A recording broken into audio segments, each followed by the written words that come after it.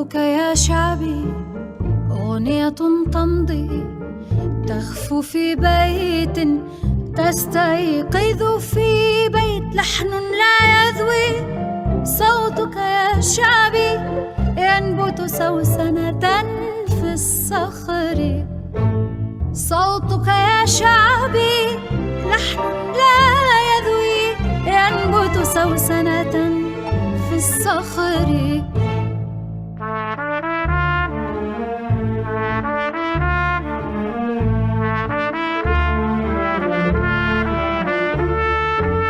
صوتك يا شعبي لحن لا يذوي ينبت سوسنة في الصخر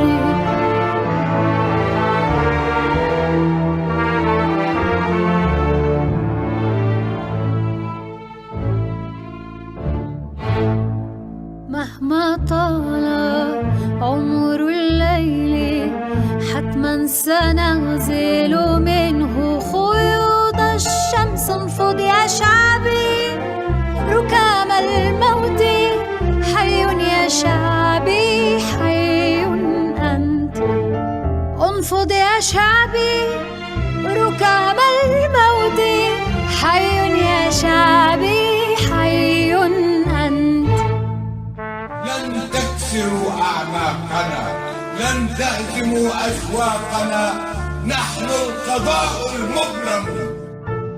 Esa proclama es patria o muerte. Our primary task remains to unite our people. إننا لمنتصرون لأن إرادتنا من إرادة الله وإرادة الله لا تخر. حي يا شعبي يا شعبي حي حي يا شعبي حي حي أنت يدك المرفوعة في وجه الظالم قاومت قاوم قاوم قاوم يدك المرفوعة في وجه الظالم قاومت قاوم قاوم قاوم حي يا شعبي يا شعبي حي حي يا شعبي حي حي أنت يدك المرفوعة في وجه الظالم قاومت قاوم قاوم قاوم يدك المرفوعة في وجه الظالم قاومت قاوم قاوم قاوم حي يا شعبي يا شعبي حي يا شعبي.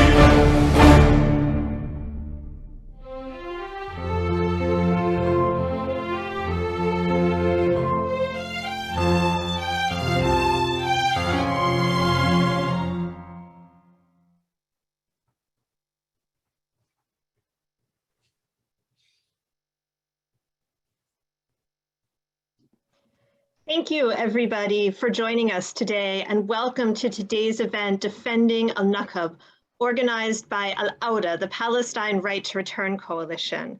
Today, we have the honor of hearing from Palestinians who are directly engaged in confronting the terror of the Jewish National Fund and Zionist colonialism and working to save Al-Naqab and to save Palestine, really all of occupied Palestine from the river to the sea.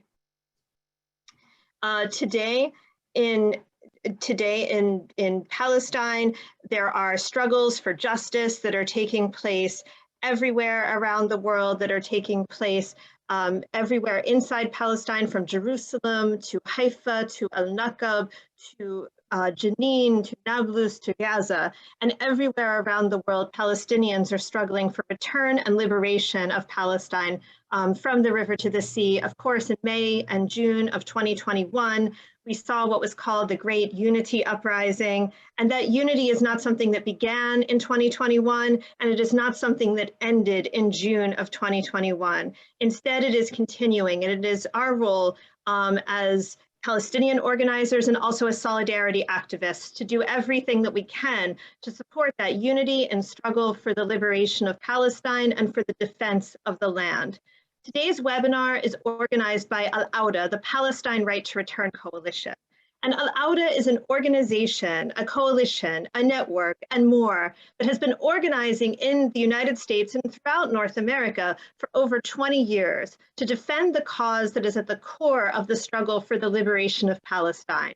That is the right of return, the right of Palestinian refugees forcibly dispossessed from their homes in the process of Zionist ethnic cleansing and genocide in 1947, 1948, 1967, and onward until today, this ongoing process of Nakba, but the right to return to Palestinian refugees' original homes and lands and villages and properties, the right to repatriation, the right to compensation, the full right to Palestine and to self-determination. And Al-Awda, to that end, organizes conferences, educational events, webinars like this one, but also demonstrations, street actions, fundraising campaigns to provide support to the most marginalized Palestinian communities. For example, Palestinians in the refugee camps in Lebanon who are suffering through tremendous poverty and tremendous dispossession, even as they struggle to uphold the right to return to their homes and lands that has been denied for over 73 years. So today, as we hear from Palestinians in Al-Naqab defending the land, this is part and parcel of defending Al-Awda, of upholding the right to return. And we want to invite everyone who's listening today, who's participating in this event. If you're not involved in Al-Awda, you have a chance to get involved today. You have a chance to get involved with a chapter in your local area, for example, in Southern California, in the Bay Area, in New York, in Oregon, in North Carolina, in Florida, and elsewhere. You have the chance to get involved in national work and activities. Al-Awda is involved in upholding the Palestinian narrative and rights politically, through direct support and fundraising, through advocacy, and through making sure that Palestinian refugees will never be marginalized and never be excluded from their land, from their political discourse, and from their full right and human rights to return home and to liberate Palestine from the river to the sea. And this involves maintaining a connection throughout all of Palestine, building the bridges and the ties that the Zionist movement and the Israeli occupation have tried so hard, yet so unsuccessfully, to break for the past 73 and indeed the past 100 years. So I just want to invite everyone to visit the website of Al-Awda at al-awda.org and join Al-Awda, the Palestine Right to Return Coalition, make a donation, or find out about activities that are taking place in your area. With that being said, I'd like to turn it over now to Iyad, and then we'll be hearing from Ramzi, both of whom are members of Al-Awda's National Board and National Coordinating Committee. Thank you very much, Charlotte, for a wonderful introduction. I would like to carry on with what Charlotte was saying about the importance and the centrality of our right to return with respect to our struggle for freedom as a Palestinian people. And when we think about the Zionist colonization of Palestine, we think of destroyed and bulldozed towns and cities. We think of the massacres as recently as now. The Zionists have learned about their actions in themselves and talked about, for the first time, the Tantura massacre close to Haifa. Palestinians who wrote about the Tantura were persecuted, and their academic credentials were actually revoked. They were withdrawn. Now the Zionists themselves are writing about the mass graves that they could no longer hide on tourist beaches. There were, in fact, 80 massacres committed in that town alone, notwithstanding all the other massacres. As a result of the destruction of the cities and the massacres, we also think of millions of refugees when we think about the effects of Al-Naqab. Refugees in Lebanon, like those who were massacred in Sabra and Shatila, refugees in Jordan, who were subject initially to aerial bombing after the 1967 expulsion, refugees in Gaza who continue to live for the last 15 years in an open air prison, as well as refugees in the West Bank living under the longest military occupation. But there continue to be refugees inside Palestine that was occupied in 1948. There are refugees in Haifa, for example, from Jalil. There are internally displaced refugees in Al-Naqab, where people continue to be forced out of their homes because their status is not recognized or it's revoked. There are Palestinians living in Palestine today who do not have citizenship papers, though they supposedly enjoy the rights of the so-called Israeli citizenship. The Zionist strategy is therefore one that aims to annihilate the indigenous people of Palestine.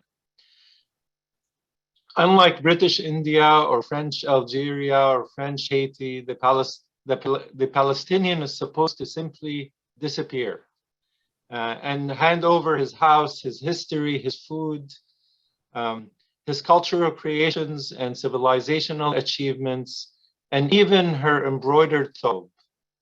All these were forcefully appropriated by Israel and reclaimed as part of its national identity. The Zionist history in Palestine was and continues to be a violent engagement with the Palestinian and Arab people in general. Israel wants to become part of the region, what it calls the so-called Middle East, without becoming Arab, yet maintaining its European identity with an assertion of both Jewish and white supremacy. Violence and displacement targeting Palestinians will not end until all Palestinians are displaced. This is the project to end Palestine and the Palestinian people. To achieve the end of Palestine, each population is physically isolated from the other, surrounded by walls and inorganic borders.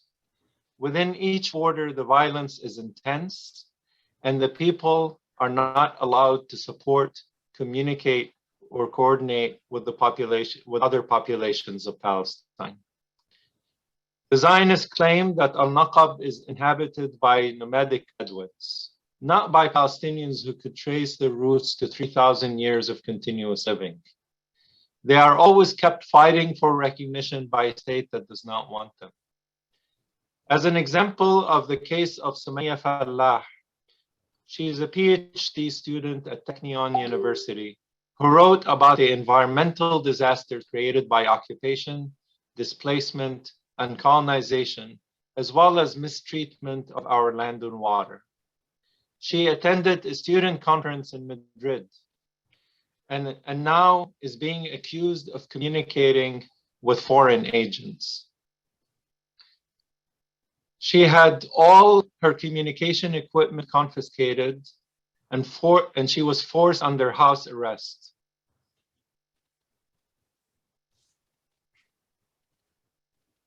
All of that for maintaining her connections across borders that we as Palestinians do not recognize.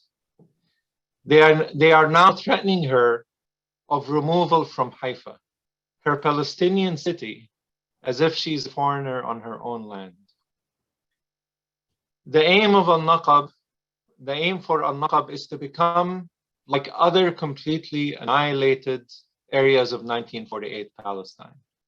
Only a few ruins of homes surrounded by endless expanse of trees or so-called national park that was inorganically imposed on a desert region, so that the Zionist myth of making the desert bloom persists.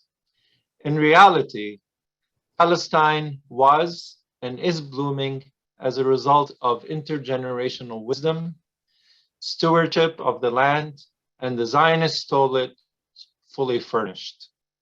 Al-Naqab, the occupied territories, Gaza, the refugees, and internal refugee account for the ongoing Nakba. It is not the effect of Al-Nakba, but it started with the British offering our land to a bunch of European colonists in the Balfour Declaration, and the disaster continues to unfold until this very day. International audience does not understand that being a Palestinian citizen of an exclusionary racist Zionist state means little in terms of rights. You have the right to vote for Netanyahu or Bennett, but at any moment they can take your property, confiscate your means of communication, and push you into exile, their primary goal. Al-Awda, therefore, is holding this panel to hear the voices from the inside. It is part of our international Palestinian campaign called Mutawasilun, meaning communication between the divided populations of our people. We are also announcing two important initiatives. On the anniversary of the Nakba in mid-May, we are recentering our right to return in the International Week of Struggle for Palestine. We will announce specifics later on. Like the marches of return and the marches for return held in Gaza, we will be participating in an international march for return at the end of October. We will be demanding from the United Nations and the European Union our denied right to live in our homelands, from which we were exiled. Also, more details will be announced later. And with that, I'll hand it back to Charlotte. Thank you so much, Iyad, for this informative presentation about not just Al-Awda's work, but Al-Awda's vision for return and liberation. And now I'd like to turn it to Ramzi Taji Faruqi, who is also a member of Al-Awda's National Coordinating Committee, to continue the conversation about Al-Awda, Al-Naqab, and the liberation of Palestine. Ramzi. Good morning, good afternoon to everyone joining us today. A special salute to everyone struggling for our cause, the liberation of Palestine globally. I'm going to give a little bit of history on historical information on Naqab and the JNF in the context of our campaign to actualize our right of return. The Naqab is a substantial area of land, about 40-something% of the Palestinian landmass. It's where Palestine and thus Southwest Asia touches Africa.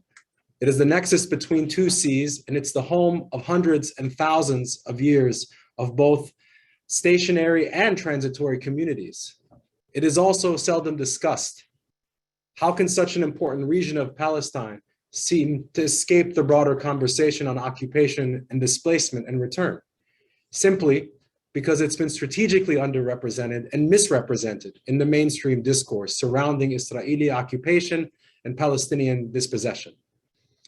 By the point of the Nakba, the area of Al-Naqab had experienced multiple massacres and forced displacement. Continued throughout the 1950s, the occupation started to concentrate the people of Naqab into the northeast of the region. At that time, the majority of the confiscated land was declared state land, and its indigenous residents were placed under total military rule. In that small space of the northeast, that's where the state defined the, quote, recognized villages. In 1965, the planning and construction law of the occupation state declared the majority of the land it had confiscated as agricultural land, and in this way deemed all houses and buildings as illegal. And the villages that were in that area became classified as unrecognized and were considered illegal in their entirety. Being a recognized village doesn't really guarantee any sort of protection from state violence, but the unrecognized villages of the Naqab faced the brunt of the terrorization by the Israeli occupation state. These unrecognized villages are under risk of demolitions, confiscations, detainment of residents at all times. And even though, as you might suspect, all of those villages, or many of those villages that are considered unrecognized, are historic and have existed in their location much prior to the establishment of the occupation. The other ones, unrecognized villages, are there because their original locations were destroyed and during and after the 1948 Nakba. These residents were ordered to leave their original homes and are what we refer to as the internally displaced, as Iyad talked about. These are Palestinians who were told to move, forced to move, and now told they are illegal.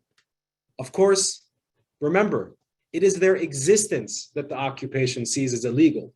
Do not be fooled by the language of legality, illegality, and the facade of law that the occupation state wishes to shield its militaristic ethno-supremacy behind it.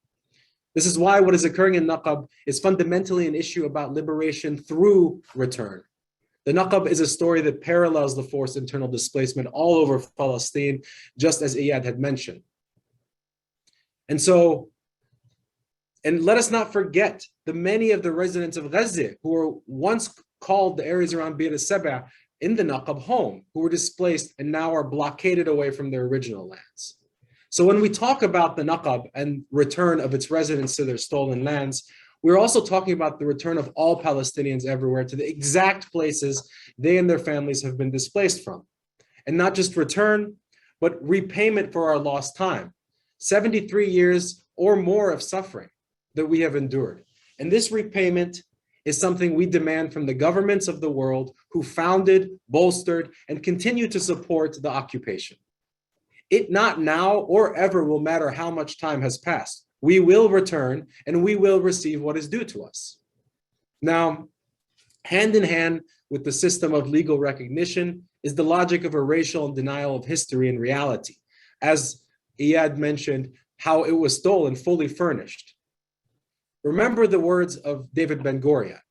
We must plant millions of trees. We must close every mountainside with trees, every hill and rocky piece of land which cannot be successfully farmed, the dunes of the coastal plain, the Negev plains. This strategic narrative of bringing life to the desert is two-pronged. It both denies the existence of the sophisticated agrarian society of indigenous Palestinians and their symbiotic relationship with the environment, as well as it promotes the changing of the landscape to one that more closely fits the vision of the occupation, and, as stated, one that is more palatable to Western settler.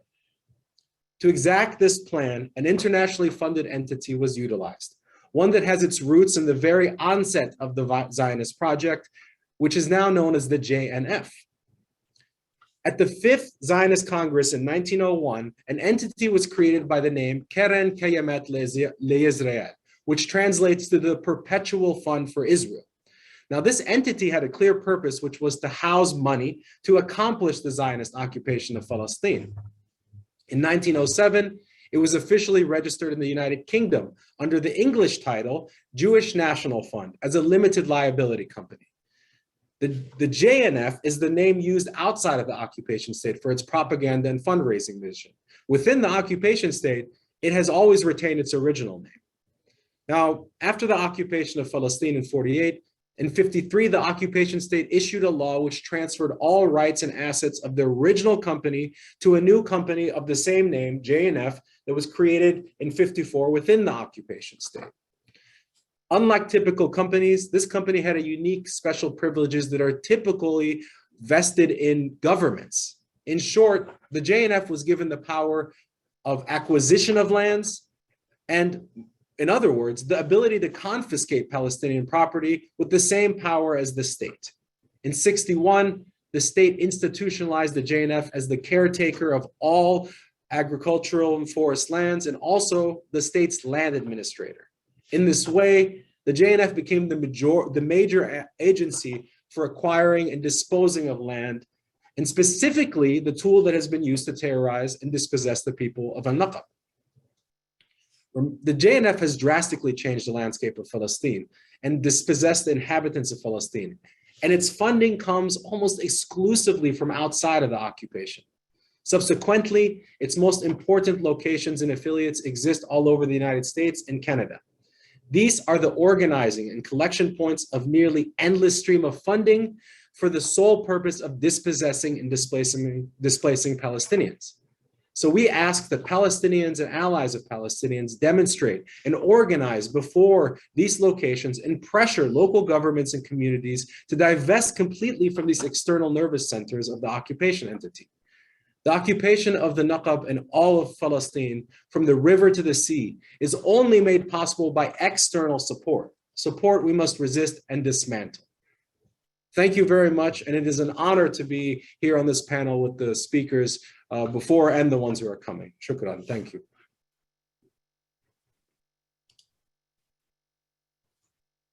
Thank you so much, Ramzi, for this important call to action on not only this history of the JNF and its direct role in the ongoing Nakba in Palestine, but also how people can get involved in resisting and organizing and supporting the work of the people that we're about to hear from now. So now we are very honored to welcome with us today LAILA ALSANA, who is a Palestinian activist social worker in Al-Naqab. And she'll be speaking some more about the spatial and geographic parts of Zionist colonialism and what is happening today for Palestinians that are confronting this form of colonialism and its ongoing outreach and expansion. Welcome, LAILA. Marhaba everyone, and thank you for your attendance.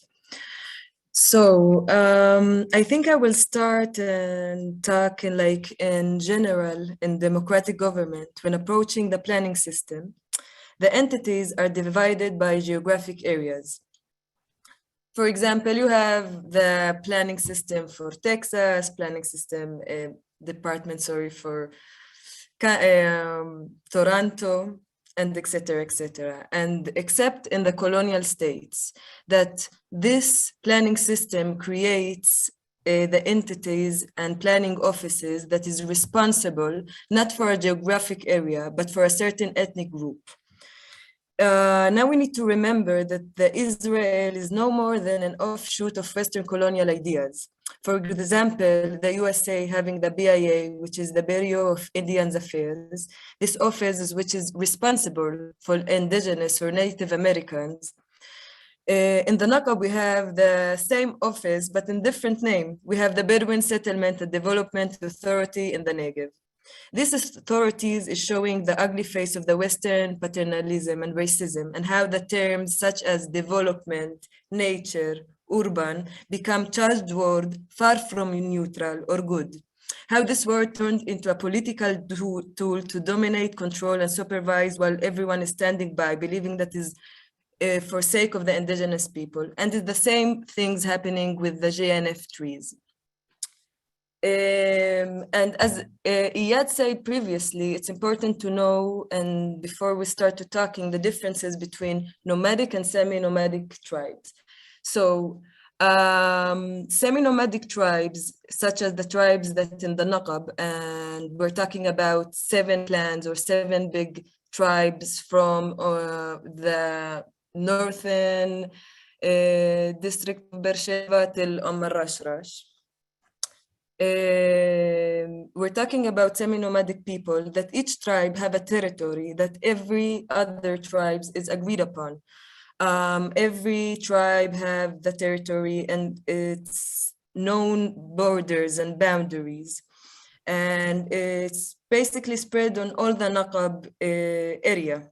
And in this specific tribes, the tribes are nomads according to the seasons and according to their needs.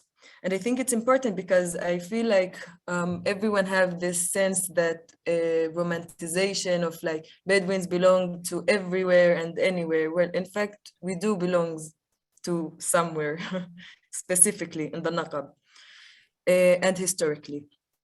After Kasrat Bir al-Saba, which is the Nakba in the Bedouin tongue, the occupation basically concentrated all the Bedouins in the Siyaj area under the military rule. So I don't know if all of you are familiar with this term, but being under military control, it means that every basic right of yours is taken. You cannot go or move as much as you want, you cannot trade, you cannot even read the newspapers, you cannot build a concrete house, and etc., etc., etc. And of course, when you take a big amount of people in this small land that they sustain themselves from grazing and from agriculture, their is a huge lack that they face. And for such a long time, from the 48 till the 66, And as Ramzi said, and I will emphasize, that simultaneously the Naqab land was exploited by various of laws, and that made the Naqab lands state-owned lands and denied the Bedouins right of their own lands. So after the military regime, basically the Bedouins become refugees in their own land. They got out of the military regime to a new reality that they don't know. And from the controllers of the desert, they become these marginalized dwellers. Their land wasn't theirs anymore. And for Bedouins, the land is everything. Just to make clear what I mean by saying everything, the border of the houses doesn't start and end in the concrete house, but the house is perceived the whole territory. Basically, the house is spread over the entire space. That's why you see so many barefoot Bedouin children, because for them, the living room, as much as it can be in the concrete house, it is outside of the house. So back to our story. In the end of the military regime, the Israelis were concerned about the Bedouin being a demographic threat, because as I think it's pretty coherent that the Bedouins originally lived as few people as they can on the biggest land that they can have, which is the opposite of what the Israelis want. And the Zionist ideology stands for. So they thought, okay, how we can concentrate them in a very efficient way. So this term of urbanized, forced urbanized tactic was developed. The first township that was built, actually its name was Tel Sheva in 67, and after it was more six townships that they were built. And basically the first to move to this township were Bedouins that didn't own lands, or Bedouins that after the Nakba were sitting on others tribes' lands or didn't have any lands anymore. So if we're talking a little about the urbanization plan that was led by the self-taught Western architect Yom Tov and his companion Bustani, it was basically a top-down strategy that lacked the meaningful involvement of the Bedouin regarding the shaping of the space or taking into consideration any social fabric. They basically wanted to make sense of the Bedouin dynamic and fabric community so they could understand them, because you cannot put in order things that you cannot understand. So the way that they could understand it is to make the structure to urbanize Western structure.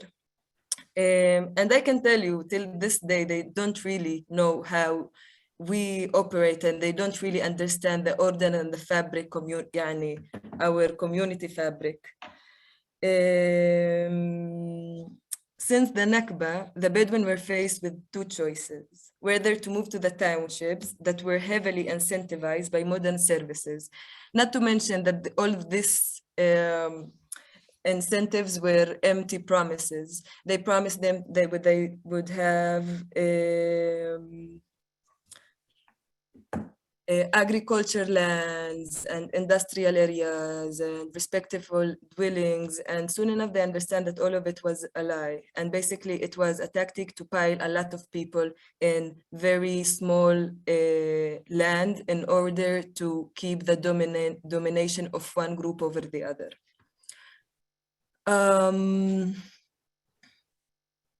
So since the Nakba, the Bedouin were faced with two choices: whether to move to the townships. Oh yeah, I say that. It should be noted that moving to the towns was under one condition: to give up on the land claim that one might possess. Today, the Palestinian Bedouins claims 800,000 dunams. Only 5 of their ancestral lands. Those who are granted the Israeli citizenship submitted 3,200 claims for their land. As of today, the Israeli court have not recognized a single claim, even though approximate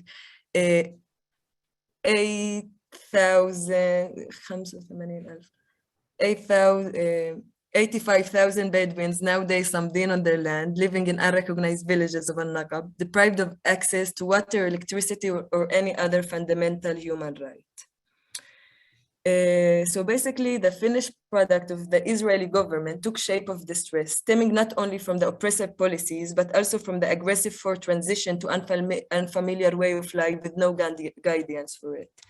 The political ecology that produced the new face of this region deformed the relation between the Bedouins and their known organized space, which is imposed the social order, structure, gender roles, economics, and identity. When we are talking about identity, we're talking about whom you are obeying, the order that is in the social orders, the law that you obey, and how you treat one another. So it's much more than the feeling of belonging. It's how you approach life. Once the occupation concentrated the Bedouins in the town, it did not only conquer the land, but also the social identity, which is product of the relation to space. When the latter is interrupted and deformed, there is a potential impact on the collective identity. A function that was suitable for one space loses its essence in a different one. And it's something that you can see in a lot of elements that were so crucial, and it's still functioning so good in the unrecognized villages, but in the township they are not, such as the shig, where is historically and till today it's function as a place that people learn, for kids to learn, to put laws and orders in the Bedouin communities, and in the townships it just lost its meaning, and the impact we can see it today. So the jurisdiction of Tel Sheva today stand on 9,430 dunams, and the population density stands on 2,348 people per kilometer. High numbers of unemployed people, and all of the lacks and distress that you can imagine happened today in the Bedouin townships. And it's, so, and there's a lot of phenomena that today is happening in happening today in the townships and not in the unrecognized villages, such as the killing phenomena, the shooting, the blood revenge phenomena. In 2020, 8 young Bedouins were killed, all of them from the recognized townships.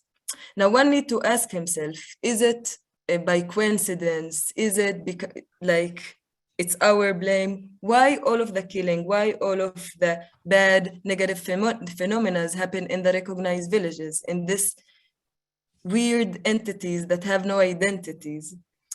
And my answer, it's embodied in the land, which means that the preservation of the Bedouin identity and the social fabric that it holds, the well-being that embodies in the practice of lifestyle that fits individual, is a big factor in the stabilization of a community.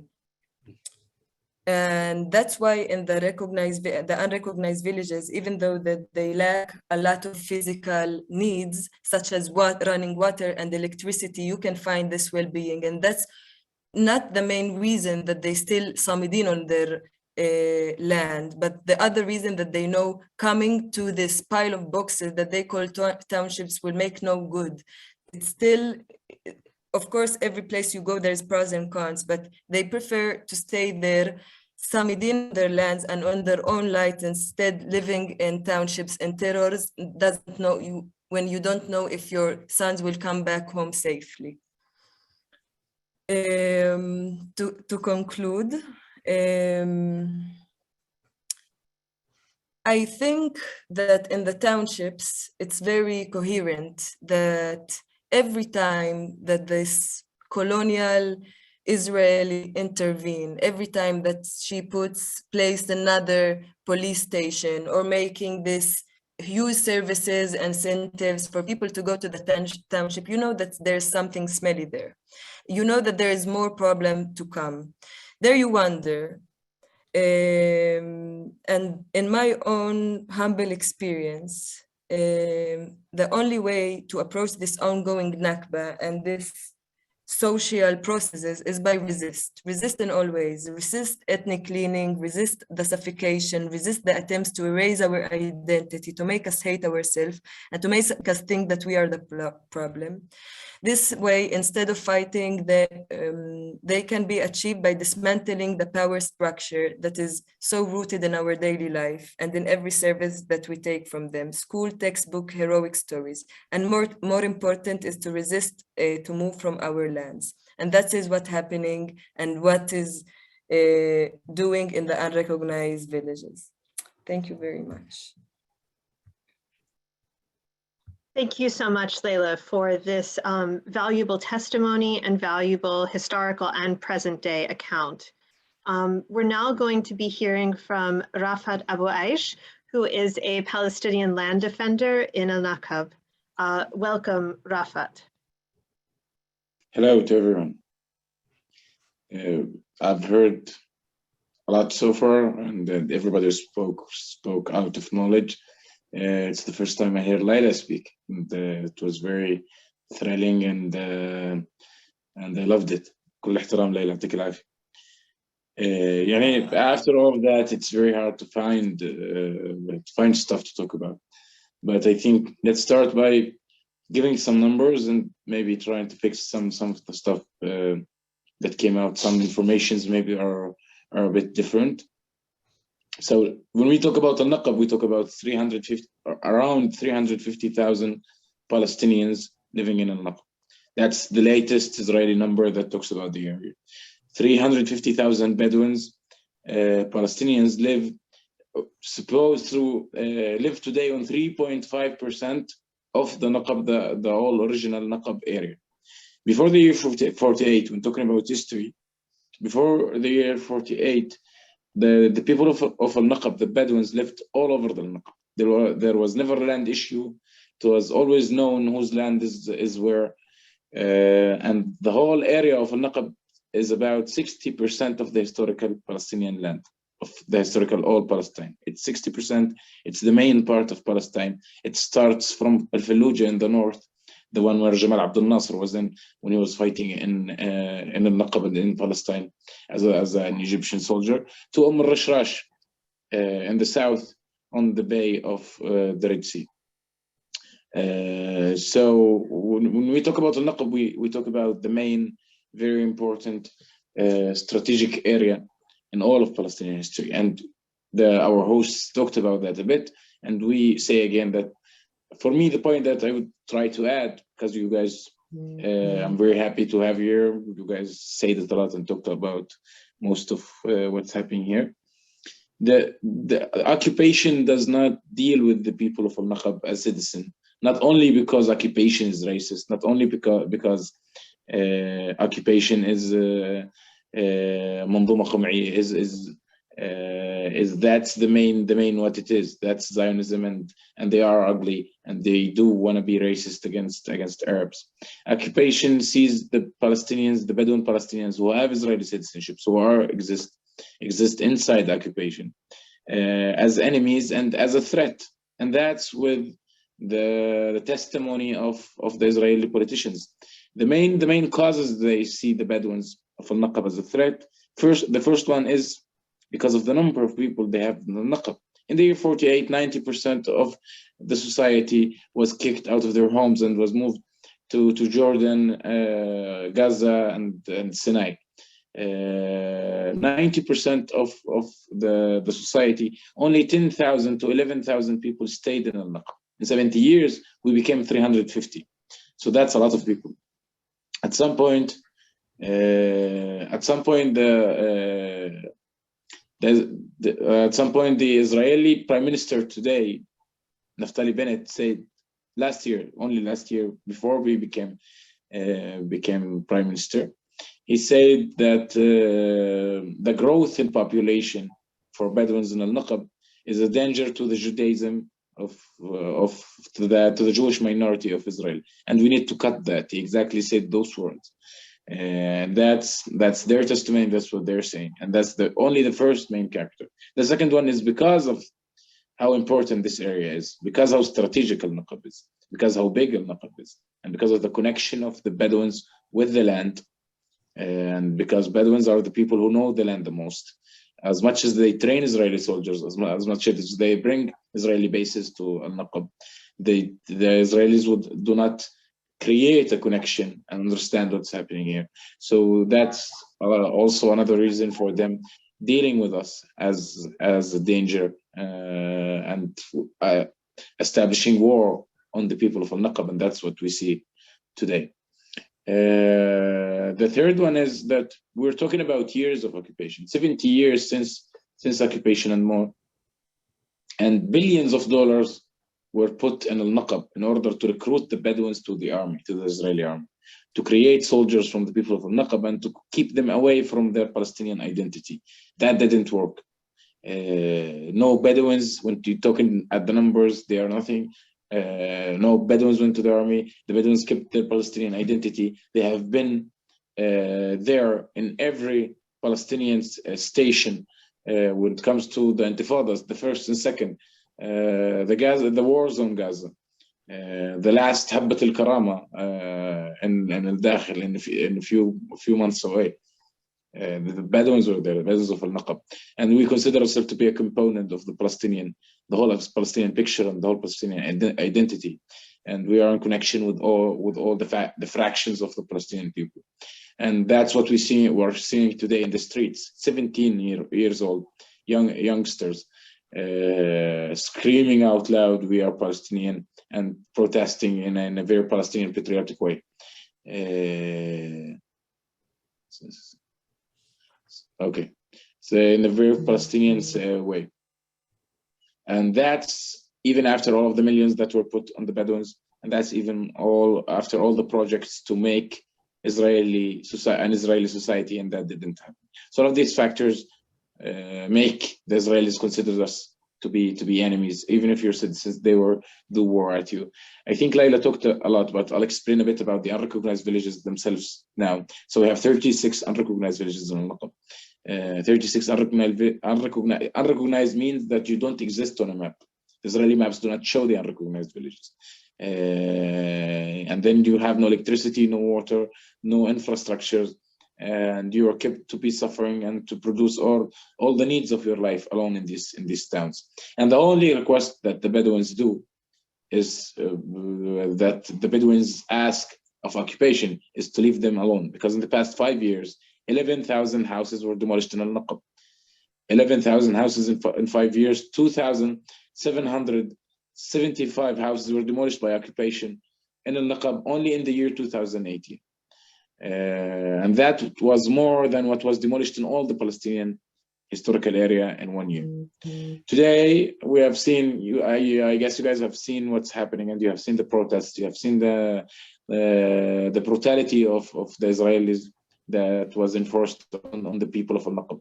That's something we have been suffering for years. The case of Al-Naqab did not start today. It has been here. The people of Al-Naqab are resilient and staying in their land, even though all of these home demolitions, and that's the first line of resistance we have, Sumud, resilience, and we respect the people of Al-Naqab for that.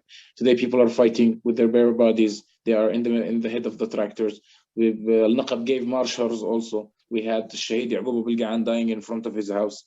He died by the occupation bullets in the village of Al-Hiran, who was supposed to be moved. It's a Bedouin town that was supposed to be moved in order to build a Jewish settlement on its place, in a very clear scenario of apartheid in Al-Naqab. And the man was killed, and he also he was a prize-winning teacher in here. More people also, Sami Ja'ar, Sami Zayadni, lots of names.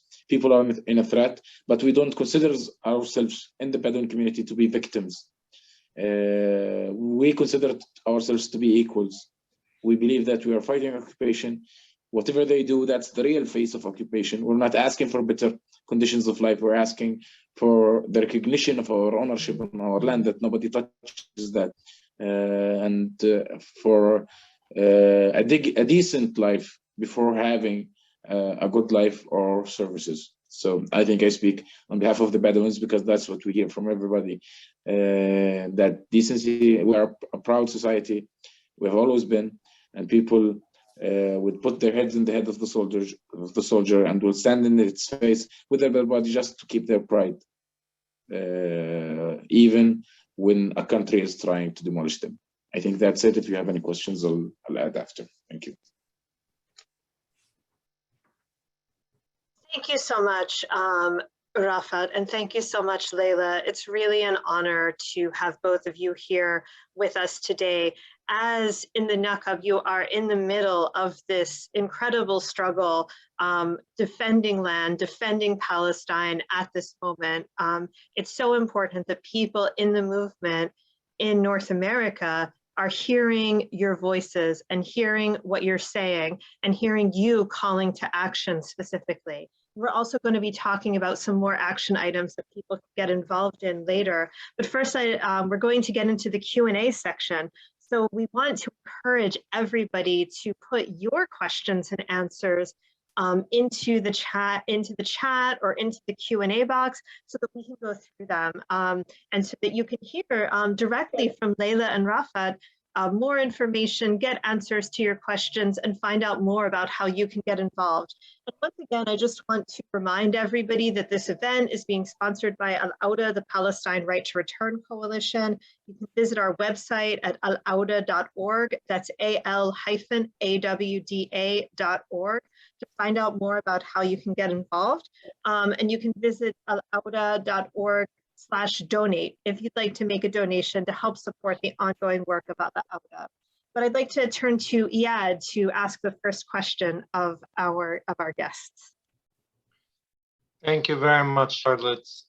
Before I ask my question, I just want to really emphasize that I'm both very humbled by the presence of our guests, and I feel really great honor and pride in hearing them carry our voice, our Palestinian voice, out internationally. As RAAFAT was speaking, I pulled up the definition of genocide. And Article 2 on the Convention on the Prevention and Punishment of the Crime of Genocide defines it as, in the present convention, genocide means any of the following acts committed in the intent to destroy in whole or in part a national, ethnic, racial, or religious group as such. A, killing members of the group, causing serious bodily or mental harm to members of the group, deliberately inflicting on the group conditions of life calculated to bring about its physical destruction in whole or in part, imposing measures intended to prevent births within the group, forcibly transferring children of the group to another group. Now, when we talk about Zionist genocide of Palestinians, we are often accused of exaggerating, but this is the international legal definition of genocide, and we can hear it, see it unfold right in front of us. I would like to pose a question to LAILA, and that is that we saw recently, not just in the cities within 1948, but particularly in Al-Naqab, the attack on Bedouin women and the attack on Palestinian women activists. There has been a series of arrests, particularly chasing down Palestinian women activists and imposing all kinds of patriarchal taboos, hoping to intimidate and silence these women activists. Can you just elaborate a little bit on the use of patriarchy by the Zionist state in order to attempt to silence Palestinian women? I think they know that half of every community is women, and they know this participation of women, it's mean a much more force that is coming. So they're trying to terrorize and oppress the women participation by crossing these things, touching women or seeing women in this disgraceful place in order to make women stay at home. But they know that it won't, like if you see today's in the Bedouins communities, in the unrecognized villages, if you go to Al-Aragib, you see that half of the resistance is women. You see that the one who go and build the houses and the one who's trying to compensate of the lacks are women. So they're afraid of this force that is coming and coming fast to art them. And it's not only staying in this boundary that is, they want to make sure that they stay there. So it's basically dismantle this patriarchy in so many ways. And I'm so glad to see and so proud to be part of this resistance. And so many axes also. Thank you so much, Leila, and thank you so much, Iyad. I'm going to turn to Ramzi now to ask another question for our guests. Shukran. I want to echo Iyad's statement of the great pride and honor I feel to be here with you both, Leila and RAAFAT. It's so good to be connected with my people who are in the Naqab. So this question is kind of directed to Ra'afat, specifically talking about the racist, the nature of the racist state in terms of citizenship and rights. So, you know, Ra'afat touched on it. Many people have citizenship. Many Palestinians have citizenship, right? And the state, you know, people from the outside will say, well, you have rights, you know. The state has right. He says you have rights, and I'd like you to tell people what are Palestinian rights in this context, and how little those rights are actually. I think we could say that you have the right to do anything but be Palestinian. So when you go to the details, the devil is in the details. Occupation, yes, knows how to make it hard for people. This settler colonial regime would play to the word that they are democratic, and then you can vote, and that by you having the ability to vote, so you can change policies, and then you have democracy, and then also Palestinians who have Israeli citizenships can go and be in political parties and participate in the Knesset. But we know, and activists know, and academics have researched that this is only washing the real apartheid regime we have for people in the 48. In Habbat al-Karama, in the last Habbat al-Karama, the fight that was in the 48 areas in May, we saw that all the authorities in Israel, the Knesset, the Congress, the Israeli Congress, the courts, and the police were working under political decisions in one mentality, all of them. The judges would not really take choices when it comes to people who were arrested in the clashes between the Arabs and the Jews. Would not take them depending on really what the law says, if the law is in any way objective. So no, they would take political decisions. They would put Arabs in jail for nothing, minors in jail for nothing, even when they are assaulted by police. They would take Jews out. When it comes, you have more than 100,000 Palestinians living in unrecognized villages, and we talked a bit about that, and they are declined from their from basic services. Even the firefighters and the ambulances do not go into the unrecognized villages, the 36 villages that don't have electricity, don't have water, or don't have streets or roads. The ambulances would not go there, the firefighters would not go there. The only time the Israelis would go into an unrecognized village is to demolish a house. So that's the only way they go in there. And when it comes to the planned towns in Al-Naqab, they are made to be hotels for sleep. Israel would bring all the services, all the governmental services into the main metropolis, the city, the Jewish one, the Jewish city in the area, which is Be'er Seba for us, the Bedouins, in order to control the movement of Bedouins and to control the Arab towns not developing.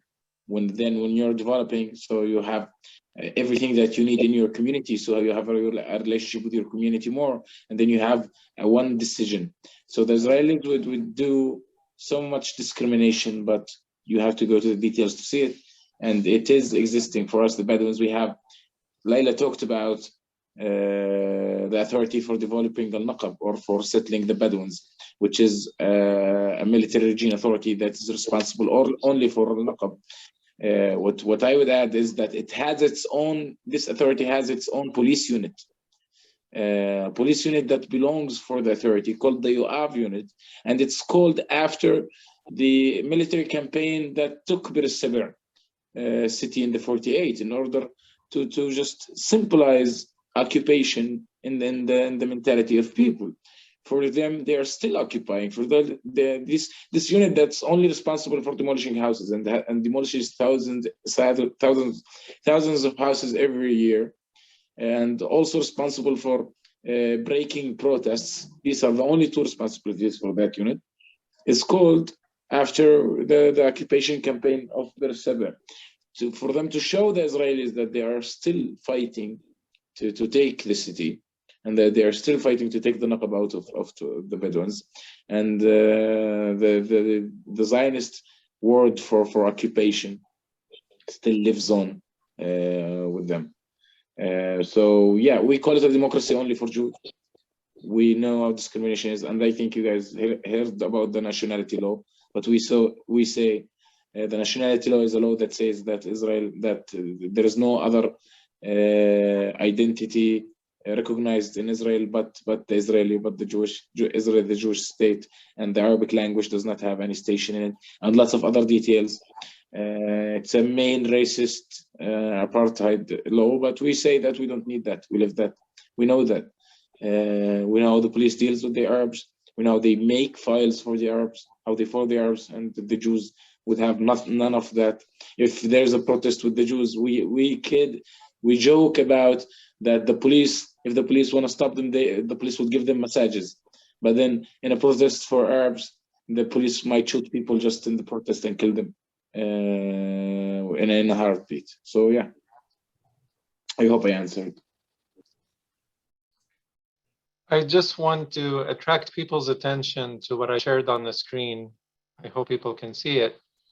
If you look on the left, this is the map of the whole of Palestine, from the Galilee, Jalil in the north to al-Rashash in the south. And the red region represents Al-Naqab. As you can see, Al-Naqab is a significant section of Palestine. And it is for that reason that the Zionists have launched a recolonization campaign against the residents and the people of Al-Naqab. So here's the map on the right. You can see it pretty much takes up the whole of southern Palestine except for Gaza and parts of the West Bank. I have a question for really both the panelists, and maybe RAAFAT, you can try to take that on. What does the Jewish National Fund want to do? What is the objective right now? What are they trying to do? So basically, RAAFAT بدك تجاوب. So basically, you have the Beersheba Valley, Naqab al-Saba. We're talking about 45,000 of dunams that they want to make. That they want to basically to plant trees over people in order for them to have green settlers there to hold the lands. For the people there want the Naqab al-Saba, we're talking about four main unrecognized villages that they're very strong and they have a lot of power. And one of them was like nearly got recognized. So one of the tactics to hold the lands a lot of time, the JNF, it's by planting trees. It's turned into this green settlers that holds the area there, and you cannot, and it's hold the areas until the Jewish settlers will come. And then from tree settlers, it's become Israeli settlers. And I think what is so beautiful about this tactics and was so sophisticated, it's this natural look. It looks so neutral. It's vague, all this power dynamic in the area, and it always works. If you go across Al-Naqab, you can see a lot of parks that even the Bedouins enjoys, but it is based on people's crisis. It is based on people's agonies. And it's gonna happen there, what's happened in the past. But today you can see a very strong lobby, a very strong resistance, and a very strong generation that will resist this project. And of course, any international lobby and any help, it would really support and would really be helpful. And I think this is our ideas, this is our, we need to think how we can support each other as well. Nobody have the question. We need to create this kind of support, and we need to understand where one can support the other and when one is stronger than the other in terms of resistance and lobbying and a lot of other access. I hope it's satisfying answer. Thank you. It's very illustrative. Thank you so much to both of you. I think Ramzi has one more question, and then we are going to go to some of the amazing questions that we've been getting in the Q&A as well. Okay, amazing. Yeah, sure. Thank you so much for those answers. And I'd like to remind people that the JNF actually also actively plants trees over the sites of demolished villages.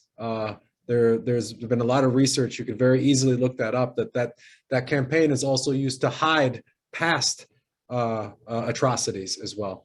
A question I have now is kind of to ask about Al-Awda in the context of Al-Naqab, and talk about what are active resistances and things that people should be aware of and can support within the Naqab, and how people wish to return to their original lands. Palestinians who've been displaced within the Naqab who now reside outside of their original lands.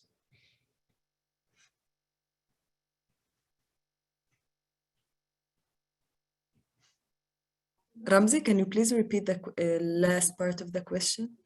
Yeah, is there any ongoing things that movements and that people can support or learn about in terms of Al-Awda, people returning to their original places in Al-Naqab, or anything that you wish people to know about the will to return to their original places in Naqab? خلينا نجاوب.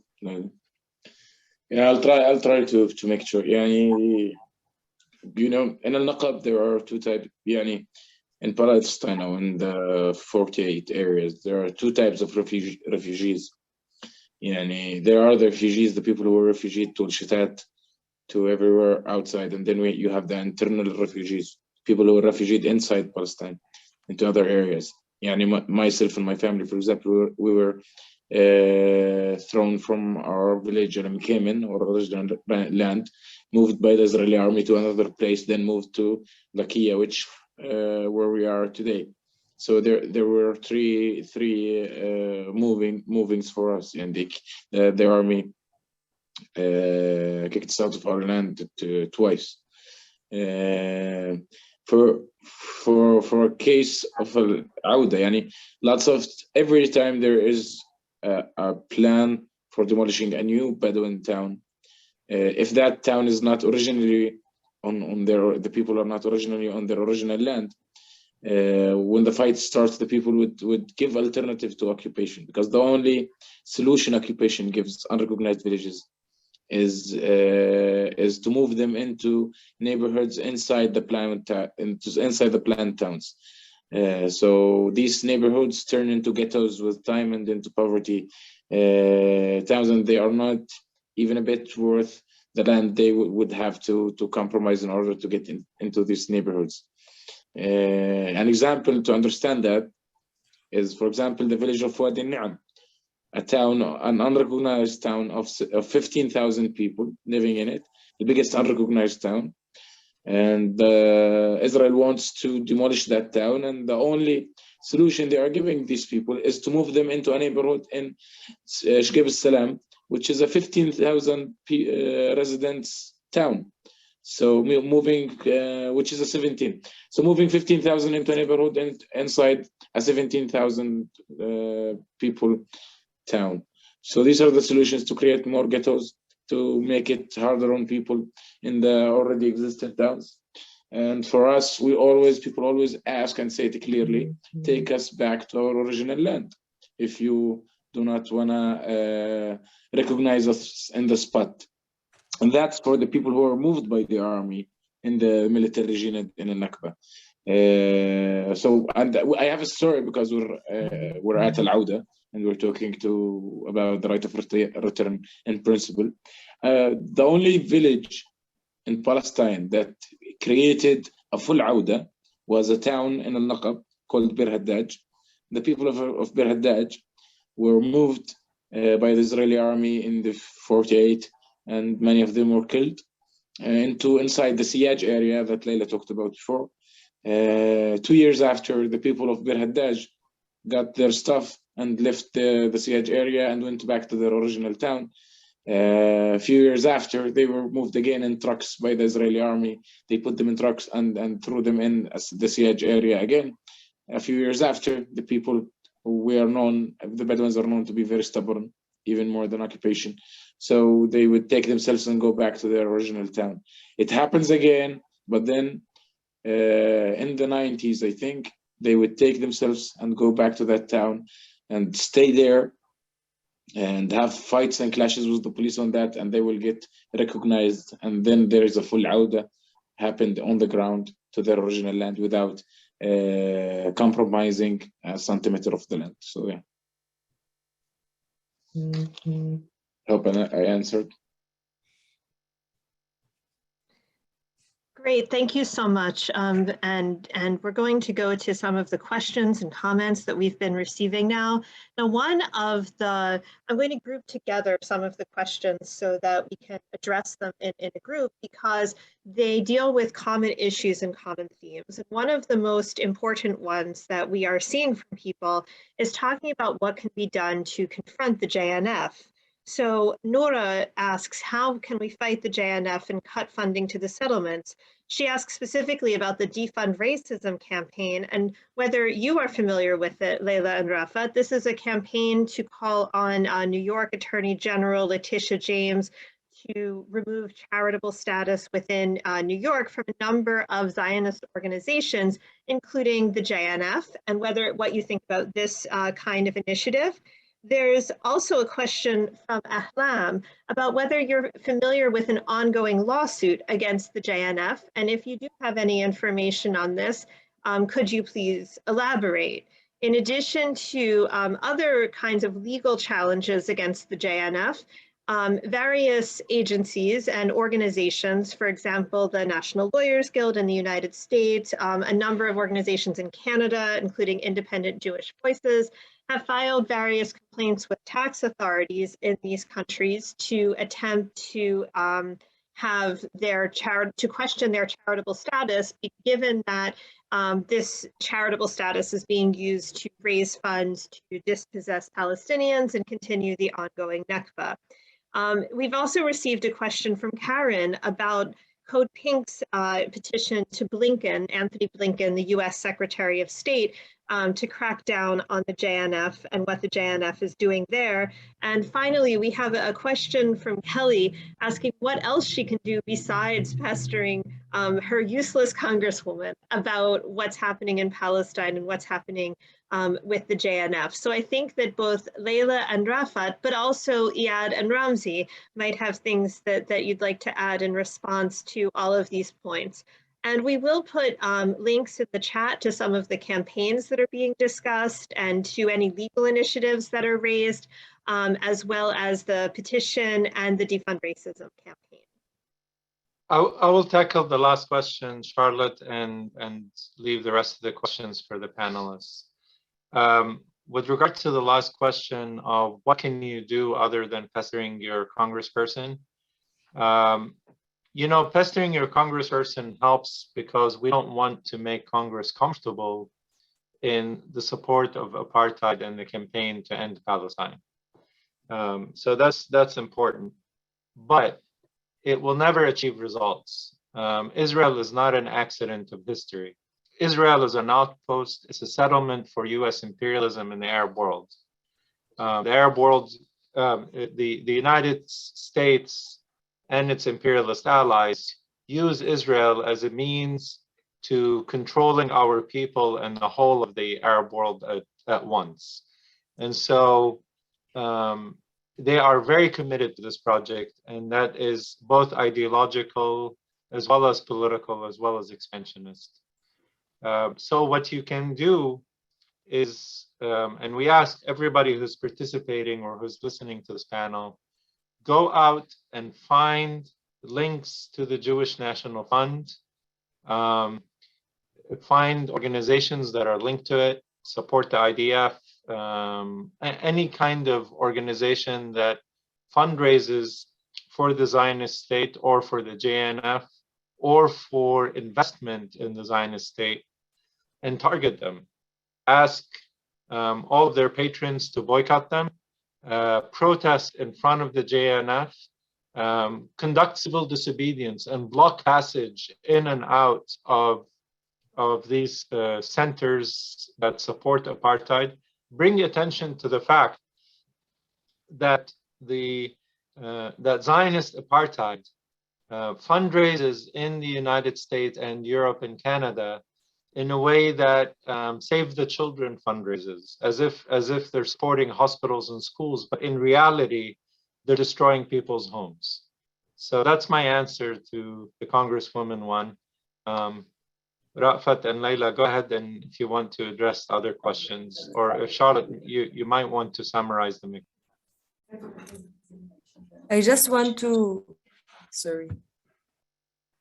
Oh no, just to reiterate those same questions, that just to find out what kind of actions against the JNF that you recommend people take, and if you're familiar with any of the campaigns that are happening in North America, whether those ones that I mentioned, Defund Racism, Code Pink, and others, or if there are other, there's also someone here who's involved with an organization called Stop the JNF, which is doing great work.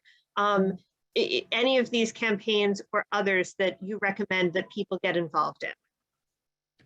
I think the one that Stop the JNF is one that I'm really familiar with, and I think it's a really good campaign, especially for Jewish across the world that really believing that they're blooming the desert and really believing that they are deforestate the Middle East, while in fact they are ruining houses. And I think what is so sophisticated about this mechanism is just like linking between land redemption, which is a repetitive terminology in the Zionism, and between the planting trees, and to broke this link by raising awareness to what really JNF is doing and what does this green settlers. It's really important, and I think people really doesn't know about it.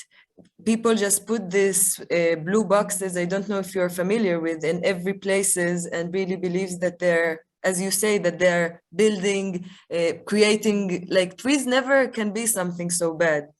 So I really support this campaign, and I think RAAFAT and I too busy like taking trees out of the lands and like sitting in protest than really seeing what international thing that we can do. But what we can do is really think through and do our own search about it, and search it, give it to Iyad, and he can put it on Facebook or something. Thank you so much, and we do want to reiterate the call on everybody to get involved with these actions, to get involved with Stop the JNF, to get involved with the local Defund Racism campaign, to get involved with the campaigns that Al-Awda is working on in this regard, to get involved with the campaigns that many organizations, wherever you are, there is an organization, there is a campaign that you can connect with to help stop the JNF. If you don't know about it and you want to be connected with that campaign, especially in North America, please send an email to info@alawda.org, and we'll be happy to provide you with more resources and information so that you can get involved. Similarly, we received a question from Hussein asking what Palestinians in the West Bank can do to help, as what we've been hearing more about what Palestinians and their supporters around the world and in exile and diaspora can do. What about Palestinians in other parts of occupied Palestine? Come help us take the trees out. That's it. Keep doing the great job that you do. Yes, you're doing such a great job. Keep doing that. I think with all love, we had a conference in the West Bank just last night, with like hundreds of people. It was frontal, it wasn't on the Zoom. And hundreds of people came to listen to hear about Al-Naqab. So then you have that question again, which is what can we do? Yani other Palestinians would ask you. I think a Palestinian should never ask a Palestinian, what can I do? Yani we have been doing that for a very long time. You in the West Bank have been doing that for a very, very long time. And you know exactly, it's like any other fight that happened, like in Sheikh Jarrah, like anywhere else, and you're already an expert with that. I know that you're asking if there is anything special that you can do for Al-Naqab, especially, but no, it's just another fight for Palestinians that they need to fight, and you know all the methods and how to do it. And we learn from you guys. We need to learn from us. You know, one thing that we need to add here is that the irony of the situation, that they're removing homes and towns and villages in order to plant trees, and they're advertising to the world that they're greenwashing Palestine or making the desert bloom. These are the same people who went into Jaffa and surrounding villages and uprooted all their orange groves. These are the same people who, on a daily basis, burn down olive farms, olive groves. The trees that are as old as 1,000 years old are burnt and destroyed. They remove trees from the hands of Palestinians and put them in Jewish-controlled areas, and then they sell their olives on the global market. So not only that they displaced and impoverished Palestinians, but they also stole their trees and their means of living. And then they claim that they are planting trees in order to help the environment. This is exactly the definition of eco-terrorism. Thank you so much. We have a question from Iman asking if there is any sentiment or interest of returning to original lands in Al-Naqab from those Bedouin Palestinians in the northeast areas.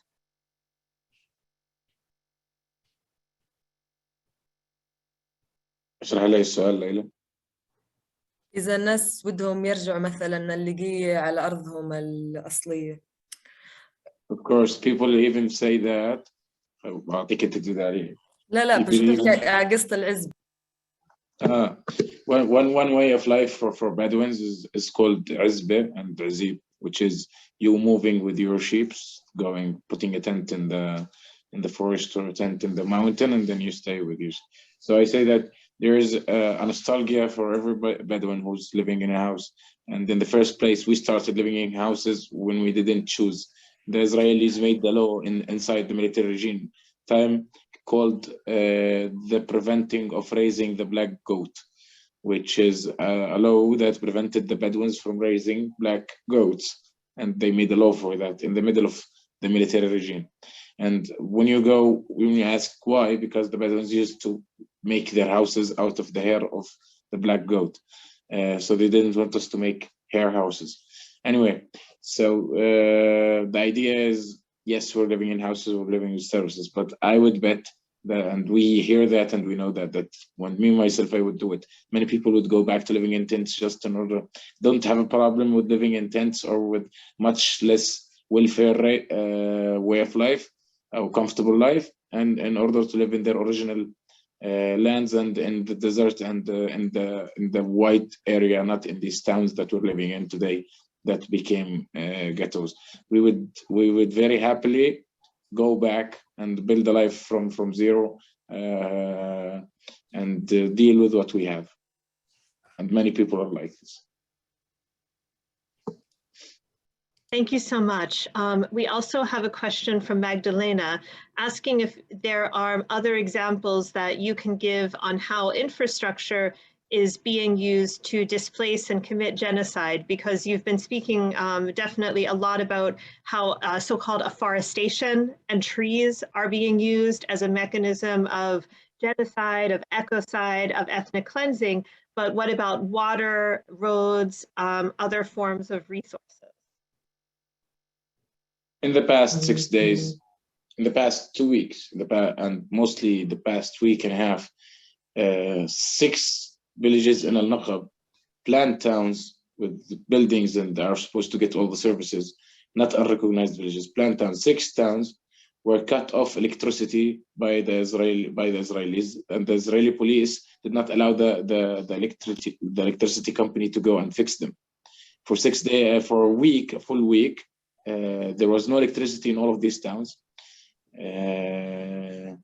And also we know that the electricity company is very colluded with the police, and they are doing work together. They don't have a problem with not going into the villages.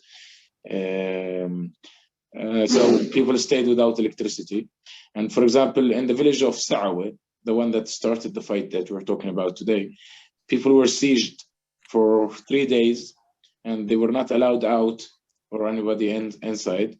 And the Israelis, the first thing they did when they came to demolish, to force the land, they cut the water pipes off the village and they keep the people in siege for 3 days with no water. So more of that, we talked about the unrecognized villages, and we talked about how they don't have services. We would say that there are no schools for the kids in unrecognized villages. They don't build schools in order to not put a building in there that would prove in Israeli courts, like a school, would prove that people are there. And the frustration, for example, would prove that people do not use the land because it was forced by the GNF. But then we say that the Israeli courts are not a way to win our land. They are. We have the joke that if you want to lose your land, go to the Israeli court. Anyway, you will lose it. But then they would make it very hard for you, and they would do their part by, for example, not giving schools, not putting schools in unrecognized villages, and kids would have to walk lots of kilometers in very hard conditions. And in the winter, they would not go to schools that exist in other towns that are very far from them, that are recognized, or regional schools that are very away. So yeah, they use everything. They do use the services in order to punish the people, and that's what we're seeing today.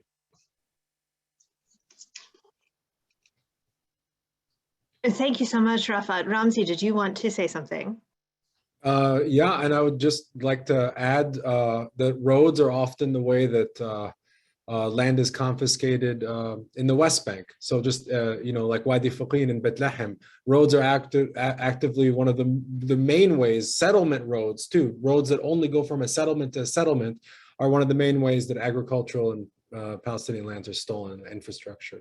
And I just wanted to answer one of the first questions that were posed, which was, it may not have been planned by the Zionists, but genocide has been a consequences that their inappropriate forestation of the land has caused and cannot be denied now.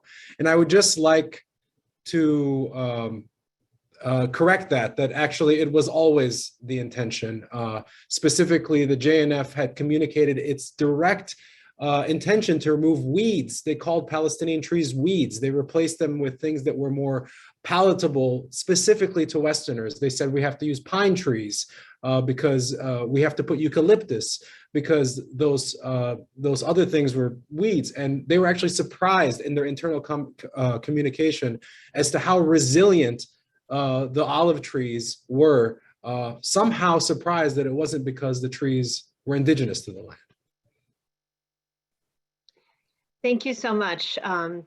Yes, and we also just we know that our guests are 10 hours ahead, and so we're very thankful to them for sharing our time with us. And so we're going to wrap up.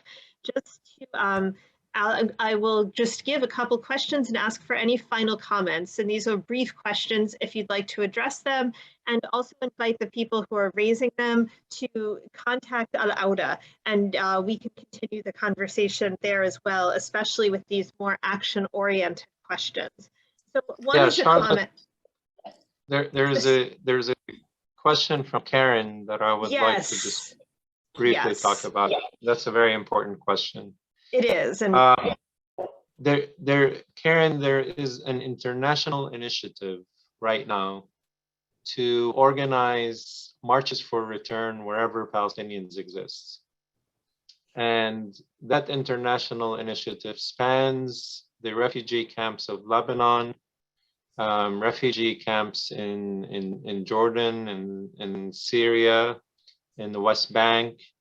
Most of the population in Gaza are refugees, but we're also holding a similar initiative at the heart of the European Union in Brussels and at the heart of the colonial instrument called the United Nations in New York.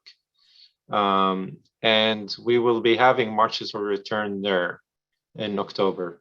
We don't know all the details yet, but we will announce them on Al-Awda, so please stay tuned to alawda.org to hear more about them.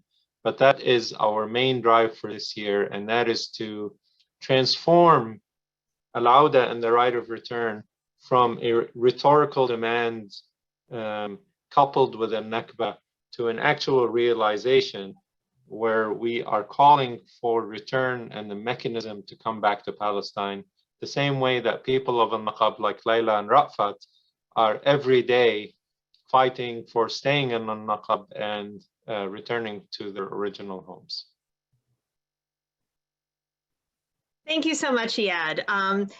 The other comments that we wanted to share, and just to note that as we've been talking, LAILA in particular has been typing answers to some of your questions. So if you haven't heard the answer to your question, it might be in the answered tab. So don't hesitate to look over there and read the answers to your questions that have been coming through. One is just to note that there are parallels to the destruction of property in the Tulsa massacre of 1919 against African Americans, against the Black community in the United States, something that has been hidden from history and not compensated.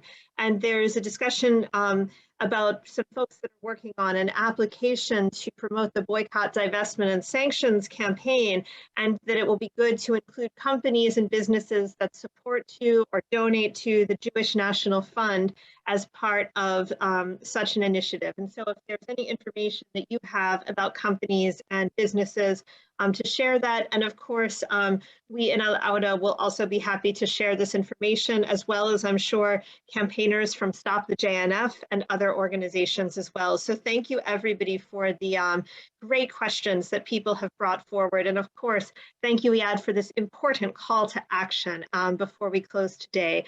LAILA, RAAFAT, and also Ramzi and Iyad, would you like to make any final comments before we finalize the event? So I think I would love to use this platform in order to call for action any organization that is against greenwashing, against the JNF, or against anything to contact RAAFAT or the other, the Naqab, the other website. Al-Naqab official.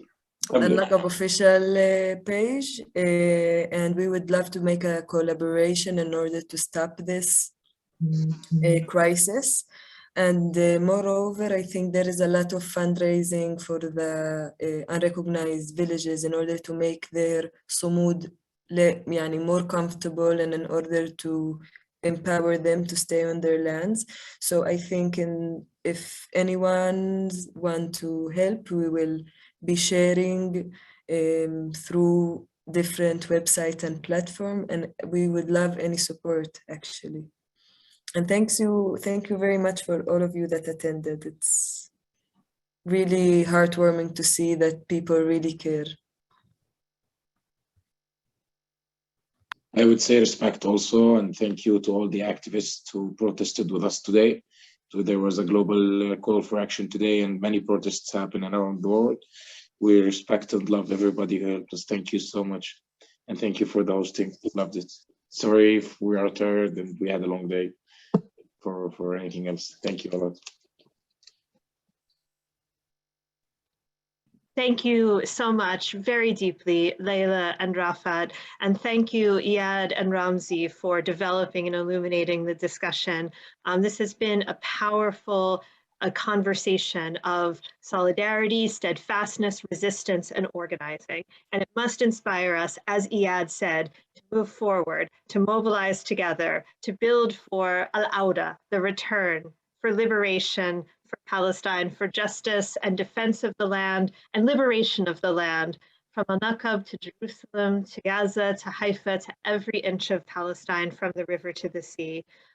Thank you once again to everyone for joining us today. And just one final note, please, if you'd like to get involved, if you'd like to build these campaigns, if you'd like to work together, visit alawda.org, email us at info@alawda.org, and go to alawda.org/donate to help sustain our work and help us mobilize more demonstrations, car caravans, actions, and events like many organizations, including Al-Awda, has been involved in the past weeks across North America.